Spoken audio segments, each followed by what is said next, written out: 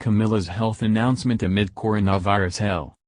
Camilla, Duchess of Cornwall, has been reunited with Prince Charles, after quarantining herself for 14 days in the wake of the British heir's COVID-19 diagnosis. The couple have been self-isolating at their Scottish home in Burkhall, while Charles' mother Queen Elizabeth II has moved to Windsor Castle with Prince Philip, for their own protection. Charles opened up about the effects of self-isolating, before opening a new hospital via video link.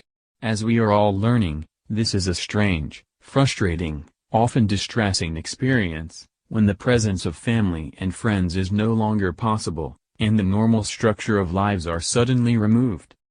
Of his own experience with coronavirus, he added, to convert one of the largest national conference centers into a field hospital starting with 500 beds and with a potential of 4,000 is, quite frankly, incredible. Now I was one of the lucky ones to have COVID-19 relatively mildly. Duchess Camilla ends self-isolation just in time for her wedding anniversary with Prince Charles. This Thursday will be very sweet for the Cornwalls. Duchess Camilla has just finished self-isolation at Burkhall, the home she and Prince Charles share on the royal family's Balmoral estate in Scotland, just in time for their wedding anniversary. The Duchess of Cornwall had been in self-isolation following her husband's positive COVID-19 test in March. The Prince of Wales has since recovered from the coronavirus, and ended his isolation after 7 days, which is in line with current United Kingdom health recommendations. Camilla, however, stayed isolated for a further week. The two are likely very happy to see each other again, and it will likely make their 15th anniversary on April 9th even sweeter. Not only will they celebrate their marriage this weekend, which falls on Maundy Thursday, but they'll also get to spend Easter together.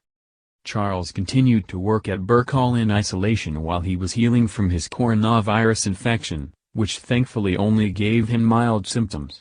On April 3, he appeared by video link to help open the NHS Nightingale Hospital in London, which will treat COVID-19 patients. He thanked first responders and NHS volunteers in some remarks while he did the honors.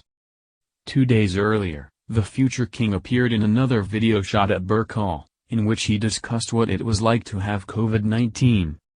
"I now find myself on the other side of the illness, but still in no less a state of social distance and general isolation," he said. As we are all learning, this is a strange, frustrating and often distressing experience when the presence of family and friends is no longer possible and the normal structures of life are suddenly removed.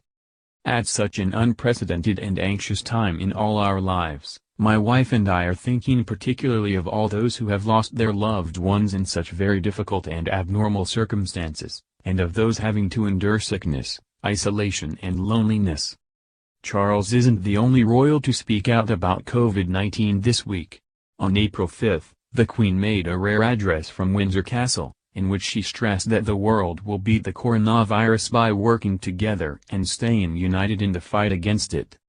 "This time, we join with all nations across the globe in a common endeavor, using the great advances of science and our instinctive compassion to heal. We will succeed, and that success will belong to every one of us," she said. "We should take comfort that while we may have more still to endure, better days will return, we will be with our friends again, we will be with our families again, we will meet again. But for now, I send my thanks and warmest good wishes to you all." As of this writing, the Johns Hopkins University of Medicine says there have been nearly 1,300,000 cases of COVID-19 in 183 countries and regions. The illness has caused more than 70,000 deaths worldwide. More than 270,000 people have also recovered from COVID-19.